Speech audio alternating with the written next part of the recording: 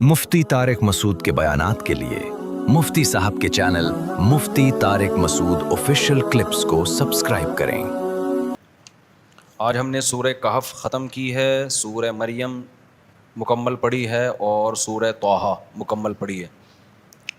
तीनों ही सूरतें बहुत अहम हैं, तीनों के मज़ामीन बहुत अहम हैं।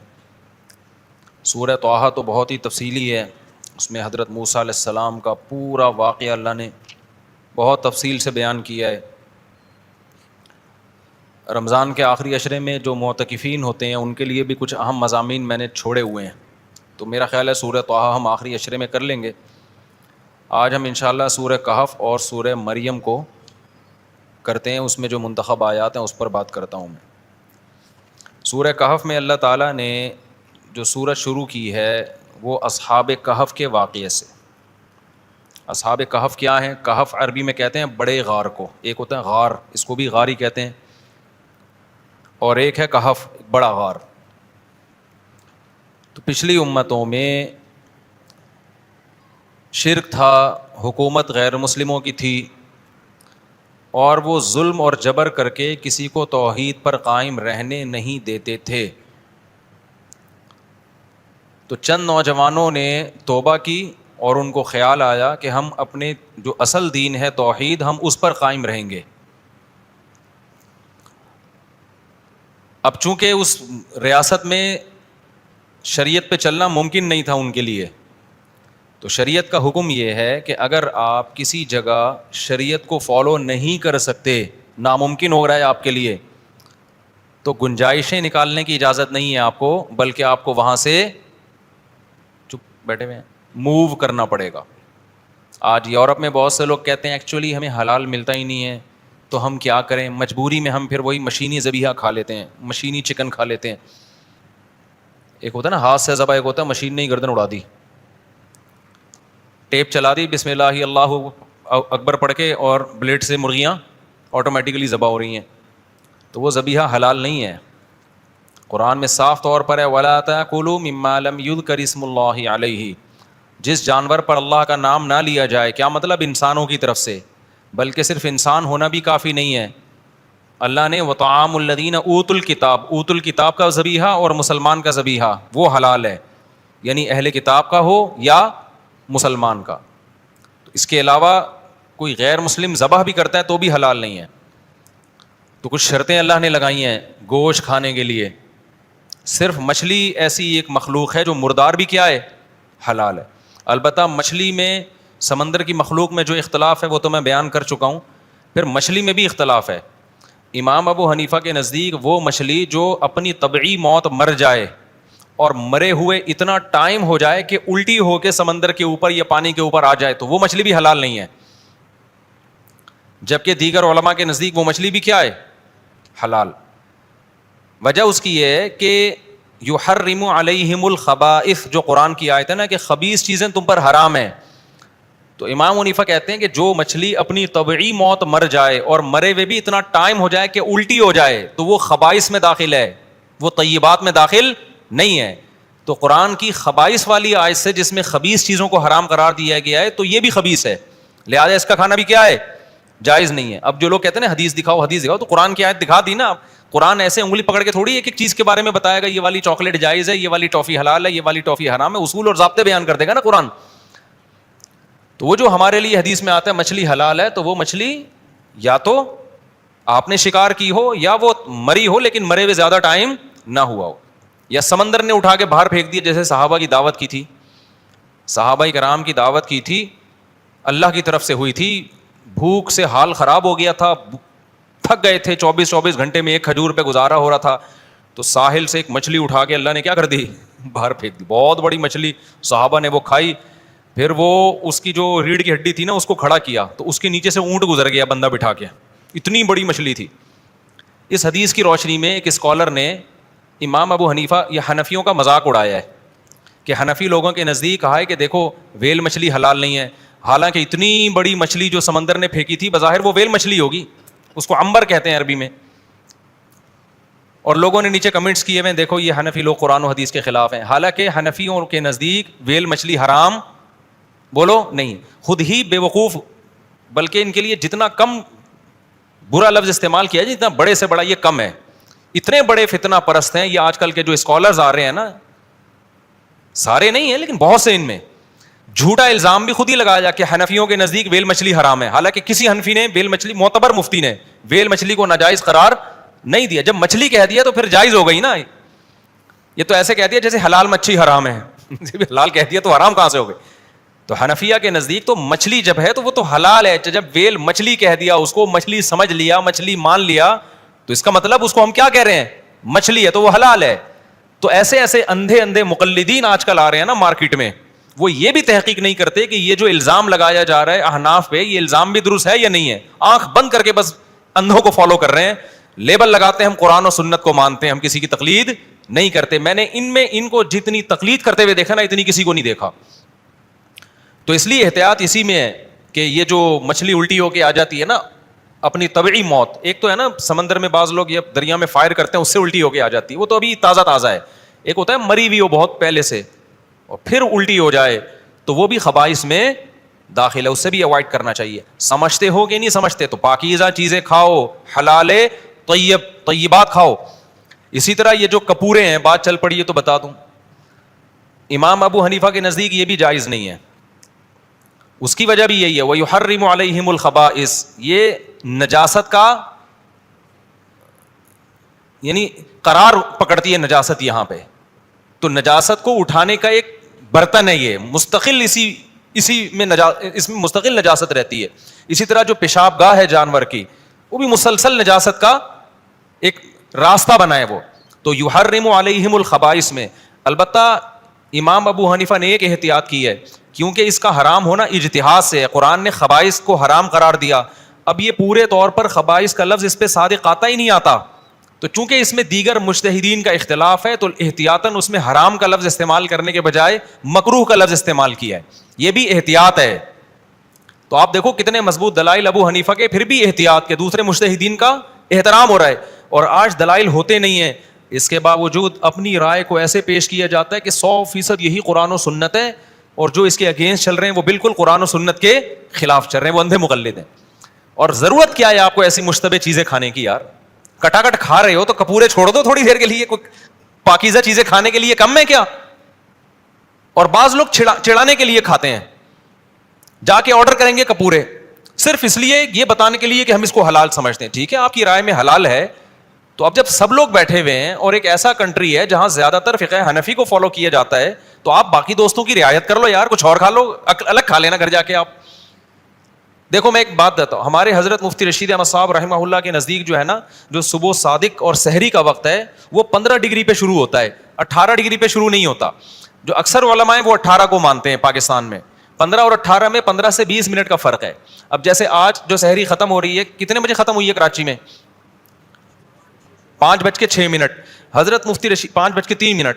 حضرت مفتی رشید احمد صاحب کے نقشے کے مطابق 5:17 پہ ختم ہوئی ہے. اب چونکہ مجھے حضرت مفتی رشید احمد صاحب کی رائے پر اعتماد ہے تو میں 5:17 پہ ہی ختم کرتا ہوں, لیکن جب لوگ بیٹھے ہوئے ہوتے ہیں پھر یہ کام نہیں میں کرتا, پھر ان کے حساب سے چلتا ہوں. کیوں بھائی, ایک نئی 1.5 اینٹ کی کیوں مسجد بنا رہے ہو یار سب کے سامنے؟ جو سب کر رہے ہیں آپ کو جلدی افطاری جلدی سحری بند کر لینا, اس سے کوئی گناہ نہیں ملے گا. جلدی بند ہو رہی ہے نا تو اچھا ہے 15 منٹ احتیاط ہو جائے گی, لیکن لوگوں کو تشویش میں ڈالنا, دیر تک کھا رہا ہوں لوگوں کے سامنے, لوگ پوچھیں گے مفتی صاحب سحری کا وقت تو ختم ہو گیا, کیوں کھا رہے ہو؟ پھر میں بتاؤں چونکہ مفتی رشید احمد صاحب کی رائے ہے. ابھی یہ مفتی رشید احمد صاحب کون ہے بھائی؟ یہ ماہر فلکیات تھے, تو پھر انہوں نے یہ رائے کیوں کی بھائی؟ ان کا اپنا مشاہدہ تھا, تو یہ باقیوں کا مشاہدہ نہیں تھا؟ ایک نئی بحث میں ڈال دیا نا لوگوں کو. تو کیوں ایک نیا فتنہ آپ لوگوں میں کھڑا کر رہے ہیں؟ تو ہم جب اکیلے کھا رہے ہوتے ہیں تو 5:17 تک کھا لیتے ہیں, جب پبلک ہوتی ہے تو کیا کرتے ہیں بھائی جو قوم کر رہی ہے اس پہ بند کرو لوگ. اب تو میں نے چکر میں ڈال دیا آپ لوگوں کو, ٹھیک ہے, لیکن آپ کو مشورہ یہی ہے کہ جو نارمل فتویٰ چل رہا ہے اسی کو فالو کرو آپ. تو حالانکہ ہمارے پاس اس کے اس فتوے کے جو مفتی رشید احمد صاحب کے اس کے برحق ہونے کے بڑے مضبوط دلائل ہیں, لیکن پھر بھی تو یہ ہوتا ہے اختلاف رائے کا تحمل.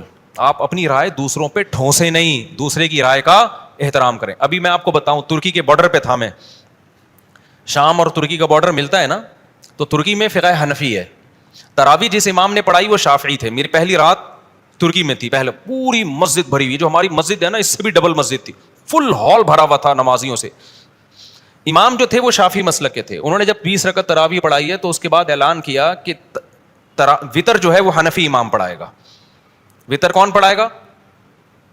حنفی امام, کیونکہ زیادہ تر پیچھے سارے مقتدی کیا ہیں؟ حنفی. اب تاکہ ان میں تشویش نہ ہو, مجھے لگا کہ یار یہ دیکھو کتنے براڈ مائنڈیڈ امام ہیں, اگرچہ فقہ شافعی کو فالو کر رہا ہے لیکن رعایت کر رہا ہے کہ یار جس ملک میں ہوں سارے یہاں حنفی ہیں, تو میں اخپل طریقے سے جب پڑھاؤں گا تو ان کو تشویش ہوگی. کوئی بات نہیں یار, ابو حنیفہ کی ایک رائے ہے, امام شافعی کی بھی ایک رائے ہے, تو یہاں کون پڑھا لے؟ وہی پڑھا لے جو انہی کے طریقے سے پڑھا رہا ہے, تاکہ لوگوں میں تشویش نہ ہو. تو میں نے ساتھیوں سے کہا کہ یہ ظرف آپ کو ان جو فقہی مسلکوں کو فالو کرتے ہیں نا, اب حنفی, مالکی, شافعی, حنبلی, یہ ظرف ان میں تو آپ کو نظر آئے گا, لیکن جو ان مسلک سے ہٹ گئے نا, جو ان فقہی آراء سے ہٹ گئے ہیں, تو وہ کیا کرتے ہیں, اپنی رائے کو سب پہ تھوپتے ہیں کہ بس میں جو پڑھا رہا ہوں یہ قرآن و حدیث ہے, باقی سب کیا ہے؟ غلط ہے. اس سے امت میں اختلاف اور انتشار پیدا ہوتا ہے.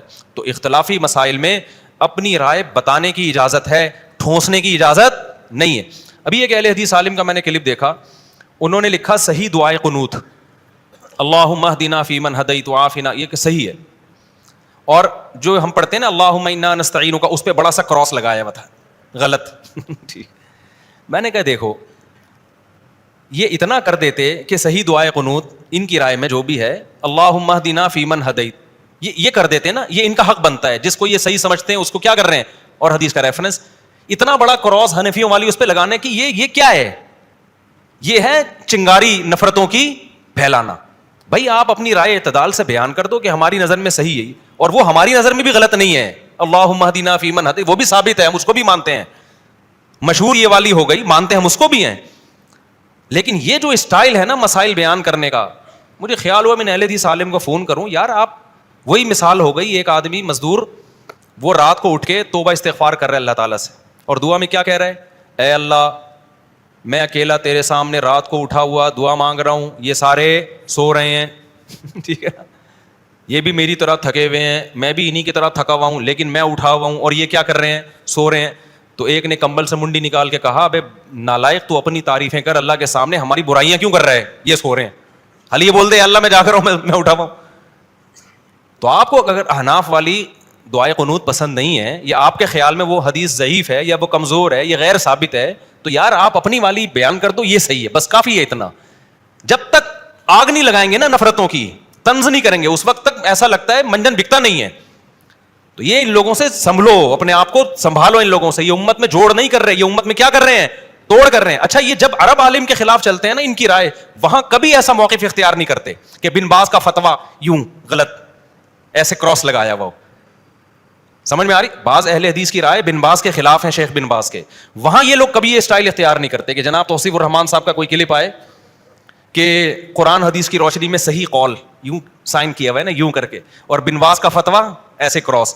سعودی عرب میں بھی ان کی رائے بعض دفعہ وہاں کے مفتیوں کے خلاف ہوتی ہے, وہاں ان کا مسئلہ بتانے کا یہ اسٹائل نہیں ہوتا. ان کو حنفیوں سے بیر ہے, بر صغیر کے علماء سے کوئی چڑا ان لوگوں کو, اس لیے یہاں پر یہ سارے نزلے گراتے رہتے ہیں. بھائی اسٹائل اگر یہاں نیگیٹو ہے تو وہاں بھی کیا ہونا چاہیے, وہاں بھی نیگیٹو ہونا چاہیے. وہاں تو بالکل ایکچولی یہ دونوں رائے ہیں, ہماری نظر میں یہ رائے زیادہ بہتر ہے. اور یہاں جب آئیں گے تو اتنے بڑے بڑے کراس لگائے ہوئے ہوں گے حنفیوں کی قنوت, دعائے قنوت ایسے کر کے.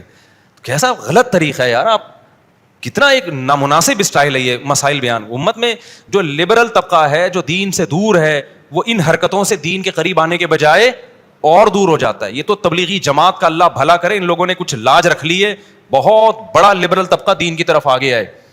ورنہ جو مذہبی اسکالرس کی اس طرح کی حرکتیں دیکھ دیکھ کے نا, پڑھا لکھا طبقہ دین سے قریب آنے کے بجائے دور ہو رہا ہے.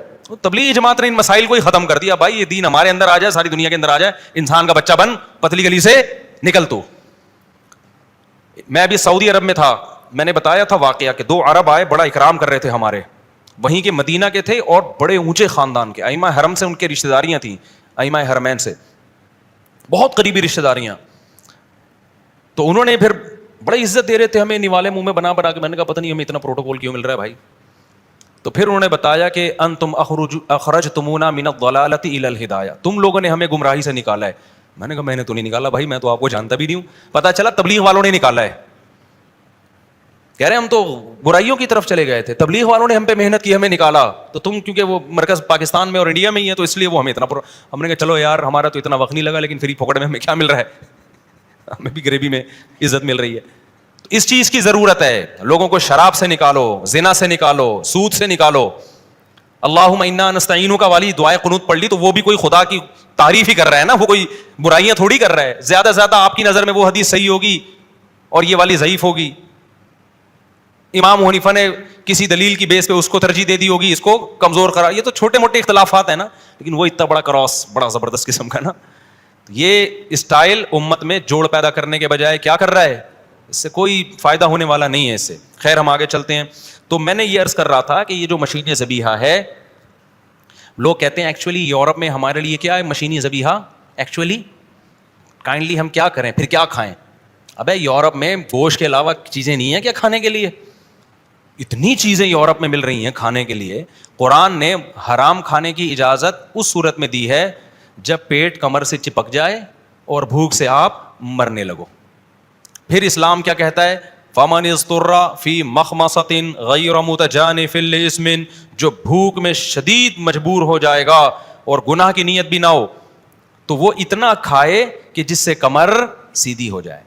یہ نہیں کہ روز بنا بنا کے لیگ پیس لے کر آ, پھر چیسٹ کا پیس لے کر آ, اتنا کھائے جس سے زندگی کیا ہو, بچ جائے. یہ مجبور ہے.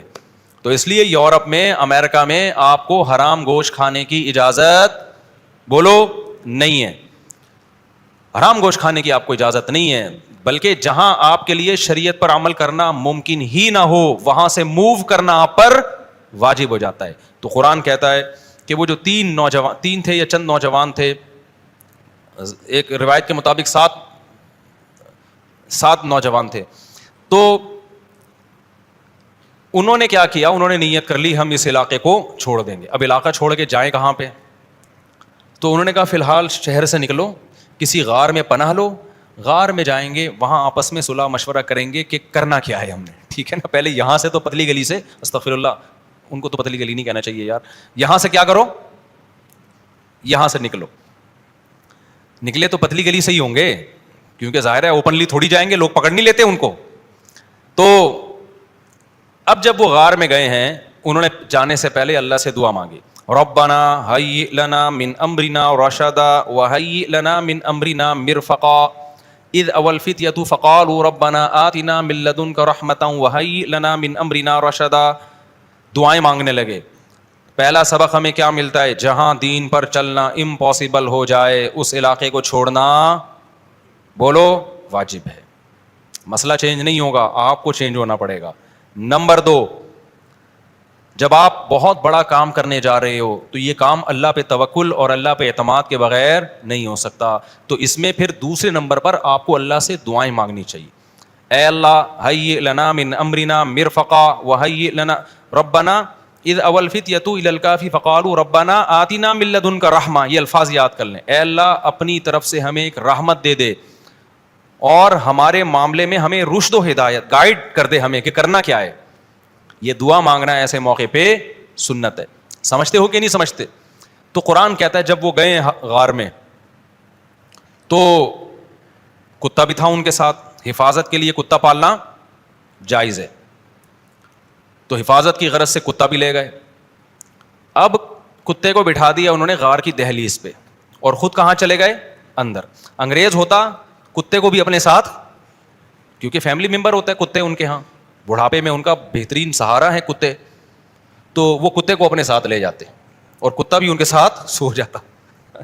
لیکن وہ چونکہ مسلمان تھے, ان کو پتا تھا کتے کا استعمال اتنا ہی جائز ہے جتنی شرعی ضرورت. تو یہ دہلیز پہ حفاظت کے لیے تو ہوگا, اتنا فری کرانے کی اجازت نہیں ہے کہ اندر ہمارے ساتھ کھانے میں شریک ہو جائے. کیونکہ آپ یوٹیوب پہ دیکھیں وہاں کتے, ہمارے ایک استاذ لندن گئے, وہ پہلی دفعہ گئے تھے, وہ کہہ رہے ہیں گھر میں گیا تو کتا بیٹھا ہوا ہے سامنے نا بستر پہ, وہ اتنا بڑا کتا زبان باہر کہہ رہے ہیں, میں تو ڈر کے باہر آ گیا. میں نے کہا بھائی یہ کیا کر رہا ہے, بستر پہ بیٹھا ہوا ہے کتا, تو کہہ رہے میں ڈر گیا. میں نے یہ کیا, انہوں نے کہا بھائی یہ ایسے ہی ہوتا ہے یہاں پہ. خیر, اور جو فیملی پلاننگ والوں کی کوشش ہے نا, بچے کم, تو یہ سمجھ لو کہ ہمارے گھروں میں بھی عنقریب کتے آنے والے ہیں. یا تو کتا پال لو یا انسان پیدا کر لو, تو یہ آنے والا ہے. یہ رپورٹ ہے, یورپ ہی کی رپورٹ ہے 100 سال پہلے کی, کہ یورپ میں جو بہت زیادہ جانور پالنے کا رواج آیا ہے نا, یہ جب ہی آیا جب ان کی گروتھ ریشو انہوں نے کم کیا ہے. تو پھر یہ بہت کتے متے بلے آ گئے, بلیاں کم آئیں, کتے زیادہ آئے ہیں. خیر, تو اب جب وہ اندر گئے ہیں تو اللہ کی قدرت دیکھو, اللہ نے کو ان کا توکل اللہ کو ان کی قربانی اتنی پسند آئی کہ اللہ نے کہا کہ تم یہاں کدھر سفر کر کے کہاں جاؤ گے, میں ایسا کرتا ہوں تمہیں سلا دیتا ہوں اور 309 سال کے بعد اٹھاؤں گا تمہیں میں. اللہ کے علم میں یہ بات تھی کہ اس دوران اس حکومت کا تختہ الٹ جائے گا اور یہاں کوئی اسلامی حکومت آ جائے گی.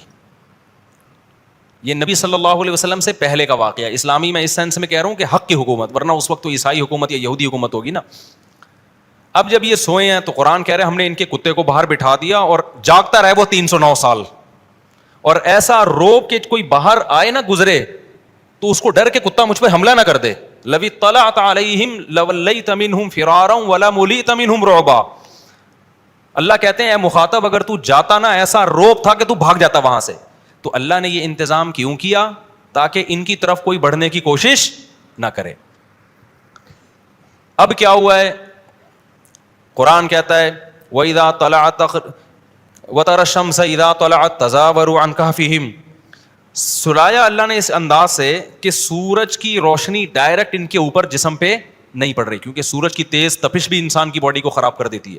ایسا بھی نہیں ہے کہ اندر روشنی نہ جائے, وائٹامن ڈی ہی نہ ملے, اور ایسا بھی نہیں ہے کہ ڈائریکٹ سورج کی تپش سے باڈی خراب ہو جائے. ایک خاص انداز سے سورج کے زاویے, وہ سورج نکلتا غروب ہوتا نکلتا غروب ہوتا, وَنُقَلِّبُهُمْ ذَاتَ الْيَمِينِ وَذَاتَ الشِّمَالِ, اور ہم ان کو کروٹیں بھی دلاتے رہتے ہیں تاکہ ایسا نہ ہو کہ زمین کھا جائے. بھائی ایک ہی جگہ پڑے رہو گے, اگر آپ سوئے اور اٹھے ہی نہیں, 1 دن 2 دن 3 دن 4 دن 5 دن 6 دن, تو ایک دن کیا ہوگا, زمین میں آپ کیا ہو جاؤ گے, غائب. تو اللہ کہتے ہیں ہم ان کو کروٹیں بھی دلا رہے تھے. اب دیکھو اللہ کے کام دیکھو, 309 سال کسی انسان کے لیے سونا ممکن نہیں ہے, لیکن اللہ نے جب سنا کہ ایک قدرت کو ظاہر کیا تو اب اللہ باقی تمام چیزوں میں اسباب ہی اختیار کر رہے ہیں. اللہ یہ بھی تو کر سکتے تھے ایک کروٹ پہ 300 سال سلا دیتے اور زمین کو ان کی باڈی کھانے نہ دیتے, یہ کر سکتے تھے نا, لیکن نہیں. 309 سال سنا کے تو اپنی قدرت ظاہر کرنی تھی, باقی سارے کام کیسے ہوں گے, اسباب کے تحت ہوں گے. اللہ یہ بھی کر سکتے تھے کہ 309 سال سلاتے, سورج کی کرنیں نہ آتی ان کے اوپر اور اندھیرے میں ہی وٹامن ڈی ان کو ملتا رہتا. نہ نہ نہ, جہاں تک اسباب سے کام ہوگا اللہ بھی کیا اختیار کرتے ہیں, اسباب اختیار کرتے ہیں. تو جب اللہ بھی اسباب ہی اختیار کرتے ہیں تو میں اور آپ کون ہوتے ہیں جو اسباب اختیار کیے بغیر اللہ پہ توکل کرنا شروع کر دیں. کما رانی ہے اللہ کھلائے گا, صحت کا خیال کرنا نہیں, اللہ ابے کچھ نہیں ہوتا لڈو وڈو کھانے سے. یہ باتیں ہوتی ہیں نا آج کل دینداروں کی, او بھائی تیرے کو شوگر ہے تو 3 لڈو کیوں کھا رہا ہے, ابے موت دینے والا کون ہے, اللہ ہے. زندگی موت لڈو کے ہاتھ میں نہیں ہے, زندگی موت کس کے ہاتھ میں ہے, لڈو کس کے ہاتھ میں ہے, زندگی موت اللہ کے ہاتھ. یہ دینداروں کو ہم نے سنا ہے. حالانکہ جب آپ کا پیٹ بڑا ہوا ہے, آپ کو شوگر ہے, تو لڈو آپ کے لیے جان لیوا ہو سکتا ہے. ایسے موقع پہ یہ توکل کی بات کرنا یہ شریعت کے خلاف ہے. تو اللہ بھی دیکھو اسباب ہی اختیار کر رہا ہے. حدیث میں آتا ہے کہ حضرت عیسیٰ علیہ الصلوۃ والسلام جب آسمان سے نازل ہوں گے, اب پتہ نہیں اتنی اوپر سے زمین پہ آئیں گے, یہ اسباب کے خلاف ہے نا. یہ بات انسان کے لیے تو ممکن نہیں ہے. جب آپ زمین کے خول سے باہر جاتے ہیں آکسیجن ہی ختم ہو جاتی ہے, زندہ رہنا ممکن نہیں ہے.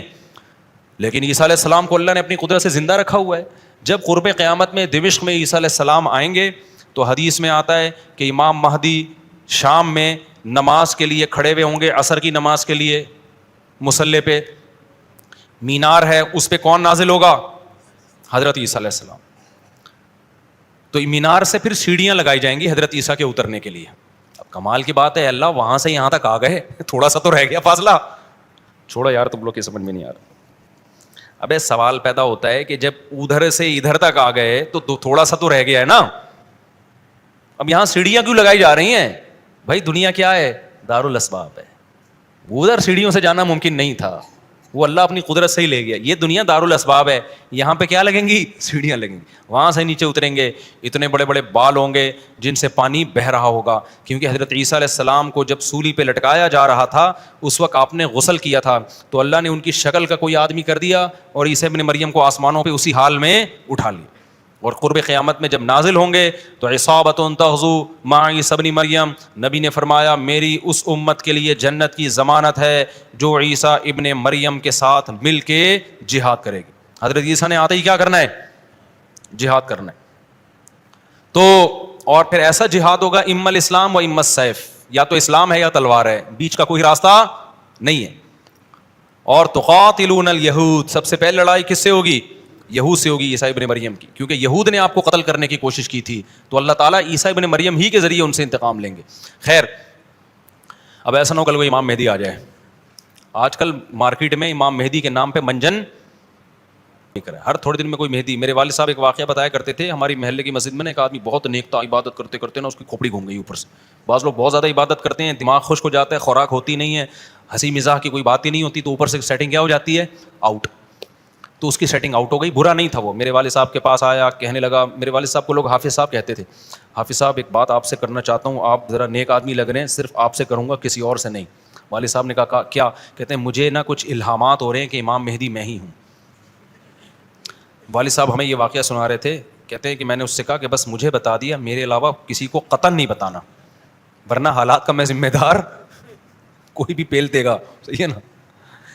تو بس یہ میں مجھے بتا دیا نا, بس یہ ہم دونوں کے راز کی بات ہے اور اللہ کو پتہ ہے, کسی تیسرے کو بتانے کی بالکل بھی ضرورت نہیں. پھر والد صاحب نے اس کو بولا بھائی تو تھوڑا سا وظائف نا کم کر دے, تھوڑا سا نارمل لائف میں آ جائے, انسان کا بچہ بن جا, تیری کھوپڑی کیا ہو رہی ہے, سیٹنگ. تو بہت سے امام مہدی اس چکر میں بنے ہیں, ہوتے نہیں ہیں. تو جب امام مہدی نے آنا ہوگا نا, تو سب سے پہلی بات یہ کہ وہ مہدی ہونے کا دعویٰ نہیں کریں گے, ان کو لوگ کہیں گے کہ آپ مہدی ہیں, ان میں علامتیں دیکھ کے علماء ان سے خود کہیں گے, سارے پیچھے پڑ جائیں گے کہ آپ مہدی ہو. سمجھتے ہو کہ نہیں سمجھتے ہو؟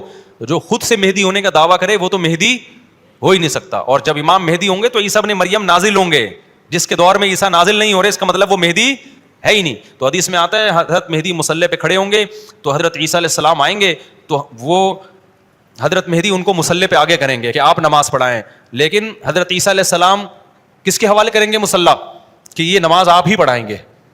کیوں؟ مجھے اللہ نے نماز پڑھانے کے لیے نہیں, مجھے کس کے لیے بھیجا ہے؟ جہاد کرنے کے لیے بھیجا ہے. میں تلوار لے کے لڑائی کروں گا, یاجوج ماجوج کو قتل کریں گے. اب یاجوج ماجوج کہاں ہیں, اس کے بارے میں کوئی صحیح بات ہمارے علم میں نہیں ہے. ویسے بھی اگر ہمیں پتہ چل جائے کہاں ہیں تو وہ دریافت ہو جائیں گے نا, اور قرآن کہتا ہے قرب قیامت سے پہلے وہ دریافت بولو نہیں ہو سکتے. تو اللہ نے چھپا دیا ہے ان کو, جب چھپا دیا ہے تو چھپایا ہے اس لیے کہ پہلے نہ پتہ چلے کدھر ہے.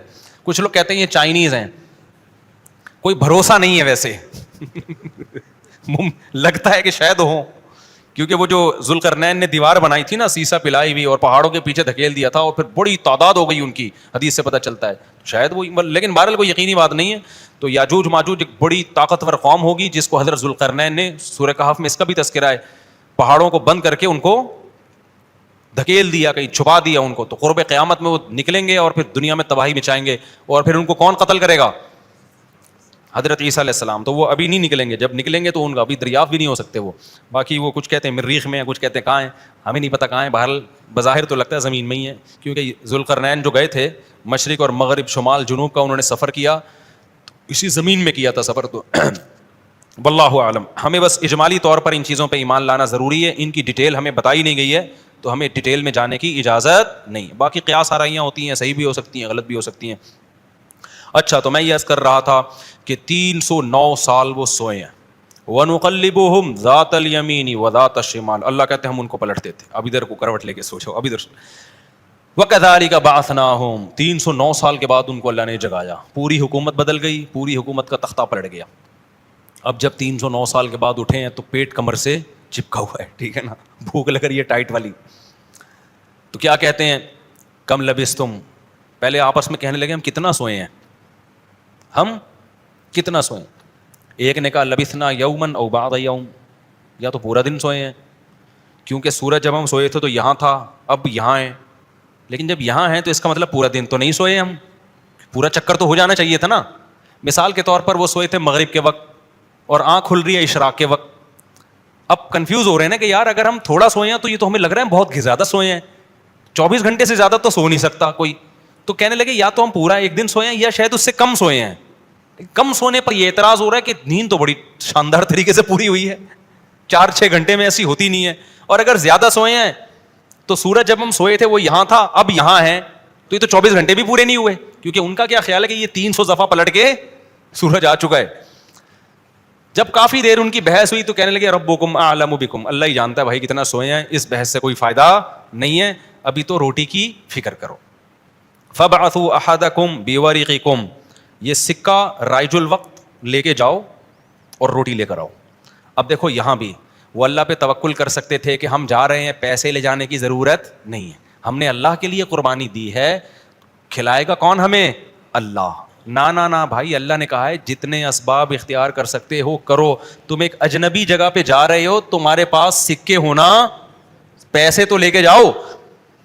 عربوں میں نا جب زمانے جاہلیت میں حج ہوتا تھا تو دور دور سے جو عرب قبیلے بیت اللہ آتے تھے پیسے نہیں لے کے آتے تھے ساتھ میں, کہتے تھے کہ ہم اللہ کے گھر کی زیارت کے لیے جا رہے ہیں تو کھلائے گا کون ہمیں؟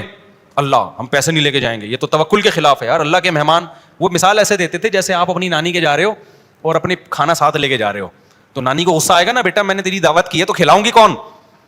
میں کھلاؤں گی تجھے, تو اپنے ساتھ کھانا کیوں لے کر آیا ہے؟ تو کہتے تھے جب ہم کسی کے مہمان ہوتے ہیں تو کھانا ساتھ نہیں لے کے جاتے, میزبان کا کام ہے, تو ہم اللہ کے گھر پہ جا رہے ہیں, ہم پیسے لے کے نہیں جائیں گے, اللہ پہ توکل کریں گے.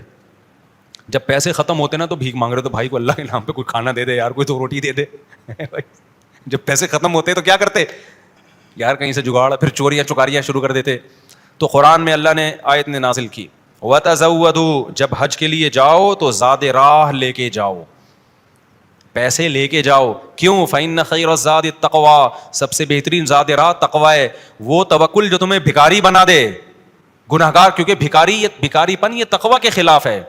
تو پہلے تقویٰ کی فکر کرو کہ لوگوں کے سامنے ہاتھ نہ پھیلانے پڑے. تو ان کو بتا دیا اللہ نے صحابہ کو کہ توکل کا یہ مطلب نہیں ہے کہ دنیا میں اسباب اختیار نہ کرو, حج پہ جا رہے ہو تو پیسے لے کے جاؤ سارا. تبھی فقہا کہتے ہیں, فقہا نے دین کو خوب سمجھا ہے کہ حج صرف اس پہ فرض نہیں ہو جاتا کہ آنے جانے کا انتظام ہو جائے, نا, حج اس پہ فرض ہوگا آنے جانے کا انتظام بھی, راستے میں کھانے کا انتظام بھی, اور جتنے دن آپ گھر کی مارکیٹ سے شارٹ رہو گے بیوی بچوں کے کھانے کا بھی انتظام. آپ کا حج کا آ گیا بھائی, آپ نے کہا میرا جہاز کا ٹکٹ بھی ہو گیا, ہوٹل کا کرایہ بھی ہو گیا, کھانے پینے کا انتظام بھی ہو گیا, نکل گئے 40 دن کے لیے. بچے کہہ رہے ہیں ابا مارکیٹ سے کیا ہو گیا شارٹ, ابا ہم کیا کھائیں یہاں پہ؟ تو ابا کہہ رہا ہے بیٹا میرے لیے چونکہ آنے جانے کا پراپر انتظام ہو گیا تھا تو مجھ پہ حج فرض ہو گیا ہے, کیونکہ اللہ نے کہا ہے جس میں استطاعت ہے حج فرض ہے, تو مجھ میں استطاعت ہی حج فرض ہے. تو بچے کہیں گے ہمارا کیا قصور ہے؟ اس لیے علماء نے بیان کیا کہ استطاعت میں یہ بھی داخل ہے کہ آپ کا بھی اور جن کی آپ کفالت کر رہے ہو, جو آپ کی شرعاً ذمہ داری ہے, ان کا بھی انتظام ہو. سمجھتے ہو کہ نہیں سمجھتے ہو؟ تو انہوں نے اپنے ساتھ سکے لے کے گئے ہوئے تھے, وہ سکہ رائج الوقت. جب نکاح ہوتا ہے نا تو سکہ رائج الوقت, میں نے سکہ رائج الوقت میں آپ کا نکاح فلاں, میں یہ لفظ نکال دیا ہے, میں اتنے پیسوں میں کرایا ہم نے, کیونکہ رائج الوقت ہی سکے چلیں گے نا, یا نکاح میں ڈالر تھوڑی دیں گے. کبھی خربوزہ خریدتے ہوئے کہا کہ سکہ رائج الوقت کے مطابق یہ خربوزہ کتنے روپے کلو ہے, تو جیسے وہاں سیدھا سیدھا بولتے ہو بھائی خربوزہ کتنے روپے کلو ہے, تو مہر میں بھی وہی ہے. جب پاکستان میں شادی ہو رہی ہے تو پاکستانی روپے میں ہی ہوگی, اس میں الگ سے سکہ رائج الوقت بتانے کی ضرورت نہیں ہے. لوگ کہہ رہے تو سکہ رائج الوقت کے مطابق, تو وہاں سے میری زبان پہ یہ آیا ہے. تو انہوں نے کہا بھائی یہ سکہ رائج الوقت ہے, اس کو لے کے جاؤ اور کھانے پینے کا انتظام کرو. پھر کہنے لگے دیکھو وَلْيَتَلَطَّفْ, چپکے سے جانا, وَلَا يُشْعِرَنَّ بِكُمْ أَحَدًا, کسی کو تمہارے بارے میں پتہ نہ چلے. ایسے منہ لپیٹ کے نا چھپڑ میں جانا اور روٹی لے کے چھپڑ میں واپس آ جانا. اس سے بھی پتہ چل رہا ہے کہ وہ اپنی حفاظت کا پورا انتظام کر رہے ہیں, پھر اللہ پہ توکل کر رہے ہیں. کتا بھی ساتھ لے کے جا رہے ہیں تاکہ اجنبی لوگوں سے ہماری حفاظت ہو, یہ بھی پورا انتظام. اور اس کے بعد بھی ایک بندے کو بھیج رہے ہیں بھائی لپٹ کے جانا, پتہ نہ چلے, پکڑے نہ جائیں ہم. اور آگے انہوں نے کیا کہا, فَلْيَنظُرْ أَيُّهَا أَزْكَىٰ طَعَامًا, دیکھنا پاکیزہ کھانا ہو, حلال کھانا لے کے آنا. اس سے بھی پتہ چلتا ہے کہ چونکہ غیر مسلم ریاست تھی نا, وہاں ان پر واجب تھا کہ کھانا خریدنے سے پہلے تحقیق کر لیں کہ حرام ہے یا حلال. اسلامی ملک میں اس تحقیق کی ضرورت نہیں ہے کیونکہ حلال ہی ہوتا ہے. یہاں آپ ہوٹل میں بیٹھ کے پوچھیں یہ گدھے کا گوشت ہے یا بکرے کا گوشت ہے, وہ رکھ کے ایک تھپڑ لگائے گا آپ کے. کیوں بھائی؟ غالب یہی ہے کہ جب سامنے والا انسان ہے اور مسلمان ہے تو گوشت بھی انشاءاللہ حلال ہی ہوگا. سامنے والا گدھا نہیں ہے تو گوشت بھی گدھے کا. یہاں بھی گدھے کے گوشت بکے ہیں مگر ان کا ریشو کم ہے نا, عموماً تو حلال ہی ہوتا ہے. لیکن جب آپ غیر مسلم ریاست میں جاتے ہیں, پھر جب بھی آپ کوئی چیز خریدیں گے تو آپ پر تحقیق کرنا واجب ہے, بھائی یہ حلال ہے یا نہیں. میں یورپ میں جہاں بھی ہوٹل میں جاتا تھا پہلے پوچھتا تھا ابے یہ مرغی حلال ہے کہ حرام ہے, وہ کہتا تھا حلال ہے. کیسے پتہ چلا حلال ہے؟ ٹھپا تو سب نے لگایا ہوا ہوتا ہے حلال کا. کہاں سے خریدی آپ نے؟ وہ بتاتا تھا فلاں سے. میں نے کہا آپ کو پتا ہے کہ وہ ہاتھ سے ذبح کرتے ہیں؟ کہ جی ہمیں تو نہیں پتا. میں نے کہا پھر ہم بھی نہیں کھائیں گے بھائی. یہ غیر مسلم ریاست میں یہ تحقیق کیا ہے؟ اطمینان ہو جائے کہ ہاں جی ہاتھ کا ذبیحہ ہے, بسم اللہ اللہ اکبر پڑھ کے کہہ رہا ہے, تو پھر آپ کھا سکتے ہیں, ادروائز نہیں کھا سکتے آپ. پھر آپ چلغوزے کھائیں, کچھ بھی کھائیں, گزارا کریں آپ. سمجھتے ہو؟ تو ان لوگوں نے بھی کیا, حالانکہ یہ کتنے شدید بھوکے تھے نا, ان کو تو چاہیے تھا, بولتے یار تو جا اور جو ملے لے آ بس اٹھا کے, ٹھیک ہے نا, جو ملے. ابھی حلال حرام کے چکر میں پڑنے کی ضرورت نہیں ہے, بہت ہو گیا یار, بھوک دیکھ یار, ابھی تو ابھی پھر بھی آگے حلال حرام کی تحقیق کرے گا. ابے جو ملے اٹھا کے لے آ, نہ حلال لے کے آنا, حرام سے اوائڈ کرنا. اب جب وہ بندہ آیا نا سکہ رائج الوقت لے کے, تو جب وہ اس نے سکہ دیا تو وہ دکاندار نے بولا بھائی یہ کون سے زمانے کا سکہ لایا ہے بھائی تو, ٹھیک ہے نا, یہ کرنسی تو کیا ہو گئی ہے, 300 سال پہلے یہ نوٹ ختم ہو چکے ہیں. اس پہ تو جس بادشاہ کی تصویر ہے وہ بھی بت پرست بادشاہ تھا, اس کا تو خاتمہ ہو گیا ہے. یہاں تو جہاد ہوا, دوسری قوموں نے حملہ کیا, پوری ریاست کیا ہو گئی ہے, ختم. اچھا وہ بھی دیکھ رہا تھا کہ یار یہ تو وہ شہر ہی نہیں لگ رہا, میں کوئی گوگل نے غلط تو نہیں بتا دیا کہیں مجھے, ہے بھائی. وہ بھی یہی سوچ رہا نا جو کہ بھائی میں کہاں ہوں, یہ وہ جگہ ہی نہیں لگ رہی. تو 309 سال میں تو سب کچھ چینج ہو جائے گا نا. بالآخر قرآن میں چونکہ اختصار ہے, بہت شارٹ واقعات سناتا ہے. بالآخر کیا ہوا کہ لوگوں نے اس سے پوچھا تم کون ہو, اس نے پوچھا بھائی وہ کہاں ہے, انہوں نے کہا وہ تو 309 سال پہلے ونس اپون اے ٹائم ایک حکومت تھی, پھر یہ ہوا, پھر علامتیں دیکھی گئیں, یہ پرانے سکے نکلے. تو لوگوں کو, اچھا ان لوگوں کی ہسٹری بھی لوگوں کو پتہ تھی کہ پرانے وقتوں میں چند نوجوانوں نے اللہ کے لیے قربانی دی تھی اور اپنے علاقے سے ہجرت کر کے چلے گئے تھے, ان کے نام یہ تھے, ان کی علامتیں یہ تھیں. تو اس سے بھی لوگوں کو نا ہسٹری سے پتہ چل گیا بھائی یہ کون لوگ ہیں, یہ وہی لوگ ہیں. تو پھر بہرحال جب ہو گیا تو ان کی تو بڑی واہ واہ ہو گئی, یار یہ تو بڑے کرامتی بزرگ ہیں, یہ تو 300 سال سے کہاں سو رہے تھے, غار میں سو رہے تھے. سب نے ان کو بلایا, بھائی ان کا تو بڑا اکرام ہوا. میں اب آگے میں اپنے اسٹائل میں بیان کر رہا ہوں, قرآن میں نہیں لکھا ہوا, جو ہوتا ہے ایسے موقع پہ, بھائی دم کر دیں, ہمارے وہ گنجے کے بال نہیں آ رہے, حضرت اس کے سر پہ دم کر دیں, اس کی شادی نہیں ہو رہی, اس کے لیے دعا کر دیں, اور یہ بچہ مفتی مولوی صاحب میرا بچہ انسان کا بچہ بن جائے.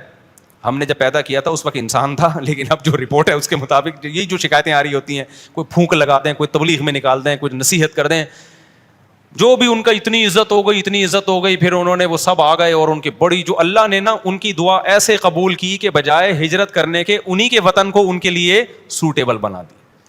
اور بالآخر ایک وقت کے بعد ان کی طبعی موت ہوئی. تو اب لوگوں میں جھگڑا ہو گیا, بھائی ان کی موت واقع ہو گئی ہے, تو یہ چونکہ ایک بڑا تاریخی واقعہ ہوا ہے نا, اس واقعے کو محفوظ رکھنا. ہسٹری تو ہر ایک چاہتا ہے نا محفوظ ہو, اور وہ ہسٹری جس میں کوئی سبق ہو.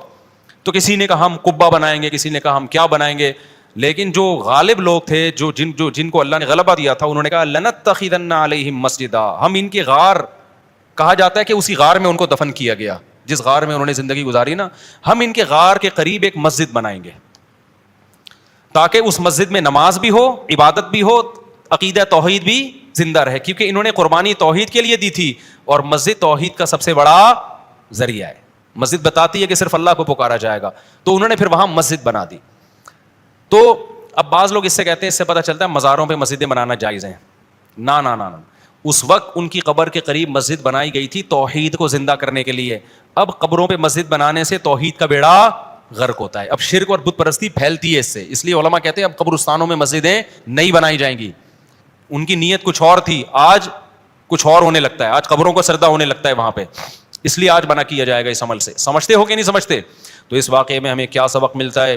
اس واقعے سے ہمیں سبق ملتا ہے کہ جو اللہ کے لیے قربانی دیتا ہے اللہ اس سے غافل نہیں ہوتا, اللہ غیب سے اس کی مدد کرتا ہے. دوسرا واقعہ میں 5-10 منٹ میں بیان کرتا ہوں. دوسرا واقعہ اس میں اللہ نے حضرت موسیٰ علیہ السلام کا بیان کیا, مختصر بیان کر دیتا ہوں. صحیح بخاری میں ہے کہ بنی اسرائیل نے حضرت موسیٰ علیہ السلام سے پوچھا کہ اس وقت دنیا میں سب سے بڑا عالم کون ہے؟ موسیٰ علیہ السلام نے فرمایا میں. کون ہے؟ میں. بات بالکل صحیح تھی, لیکن اللہ کو یہ انداز پسند نہیں آیا, کیونکہ اللہ کو انسان میں پسند نہیں ہے کہ میں یہ ہوں, میں یوں. بال ہوگا نا تکبر سے دماغ خراب ہو جاتا ہے, میں کر کے, میں نے یہ کیا تو میں نے یہ کیا, کھوپڑی ان کے اوپر کی کیا ہو جاتی ہے. ہم جب بچپن میں سوئمنگ سیکھتے تھے نا, تو اب جیسے ہمارے کسی دوست نے کسی کو تھوڑی سی سوئمنگ سکھائی, یوں کر, اب وہ یوں کر رہا ہے نا, تو اس کو آ گئی, تو دوسرا بار بار کہہ رہا ہے یہ میں نے بتایا ہے. اب وہ اس کو آ گئی نا, یہاں سے وہاں چلا گیا, کہہ رہا ہے یار دیکھو میں یہاں سے گیا, مفتی مولانا صاحب یہاں سے وہاں نکل آیا. دوسرا کیا کہہ رہا ہے؟ میں نے بتایا تھا, ہر جگہ وہ میں نے بتایا تھا. میں نے کہا بس کر یار, تو نے بتایا تھا ٹھیک ہے, وہ ایک دفعہ ہو گیا نا. تو یہ جو میں ہے نا، میں نے کیا ہے، یہ اللہ کو پسند نہیں. اب موسیٰ علیہ السلام چونکہ اللہ کے بڑے برگزیدہ پیغمبر ہیں، تو بڑے لوگوں کی چھوٹی سی خطا بھی اللہ کی نظر میں بہت بڑی خطا ہوتی. تو اللہ نے موسیٰ علیہ السلام سے کہا کہ بھئی کہنا یہ چاہیے تھا کہ اللہ کا علم سب سے زیادہ ہے، اللہ کی طرف پھیرنا چاہیے تھا. تو اللہ نے موسیٰ علیہ السلام سے کہا کہ جاؤ، ایک بندہ ہے میرا خضر، اس کے پاس جاؤ، اس کو ہم نے کچھ ایسے علوم دیے ہیں جو آپ کے پاس نہیں ہیں. حضرت موسیٰ اپنے خادم کو لے کے نکل گئے. بھئی اللہ نے حکم دیا ایک جگہ جانا ہے. ان کا نام کیا تھا؟ خضر. وہ پیغمبر تھے یا نہیں تھے اس میں اختلاف ہے. پیغمبر تھے تو ہمارا ایمان ہے، ورنہ کوئی اللہ کے ولی تھے، لیکن موسیٰ علیہ السلام سے افضل نہیں تھے وہ. اب جب موسیٰ علیہ السلام ان کے پاس گئے ہیں، وہاں پہنچے ہیں تھکاوٹ سے حال، وہاں جا کے کہا کہ اللہ نے مجھے حکم دیا ہے کہ میں آپ کے پاس کچھ ٹائم گزاروں اور آپ کے ساتھ سفر کروں. تو حضرت خضر علیہ السلام نے فرمایا کہ انک لن تستطیع معی صبر، اے موسیٰ تو میرے ساتھ صبر نہیں کر سکتا، تو نہیں کر سکتا صبر. انہوں نے کہا بھائی میں صبر کروں گا، مجھے کس نے حکم دیا ہے؟ اللہ نے. میں وعدہ کرتا ہوں صبر کروں گا. تو خضر علیہ السلام نے کہا اچھا، موسیٰ علیہ السلام کے ساتھ ان کے خادم بھی تھے، تو خادم رکھنا بھی کوئی برا نہیں ہے. اگر کسی نے کوئی خادم رکھا ہوا ہے، وہ خادم اس کی جوتے اٹھا رہا ہے، اس کے کپڑے دھو رہا ہے، اس کی خدمت کر رہا ہے، تو یہ کوئی تکبر میں نہیں آتا. سمجھتے ہو کہ نہیں سمجھتے؟ تو موسیٰ علیہ السلام کے بھی خادم تھا، علماء کے پاس بھی خادم ہوتے ہیں، اور گھروں میں جن کے پاس پیسہ ہے وہ ملازمت پہ خادم رکھتے ہیں، نوکر رکھتے ہیں. یہ صحابہ سے بھی ثابت ہے، تابعین سے بھی ثابت ہے. تو یہ عمل تکبر میں داخل نہیں ہے، بلکہ اللہ نے جس کو پیسہ دیا ہے تو وہ سہولتیں حاصل کرتا ہے نا، اچھا کھاتا ہے، اچھا پہنتا ہے، تو گھر میں ملازم بھی رکھ سکتا ہے وہ. تو اب کیا ہوا ہے کہ نبی حضرت موسیٰ علیہ السلام جب ان کے پاس گئے تو انہوں نے کہا آپ صبر نہیں کر سکتے. موسیٰ علیہ السلام نے وعدہ کر لیا بھائی میں پکا صبر کروں گا. جلدی جلدی واقعہ سنا رہا ہوں. سفر کیا، خادم بھی ساتھ، حضرت موسیٰ بھی ساتھ، اور خضر علیہ السلام بھی. کشتی میں بیٹھے، جب کشتی سے اترنے لگے تو حضرت خضر نے اس کشتی کا پھٹا پھاڑ دیا، اس کو عیب دار بنا دیا. موسیٰ علیہ السلام نے فرمایا لقد جئت شیئا امرا، غلط کیا آپ نے.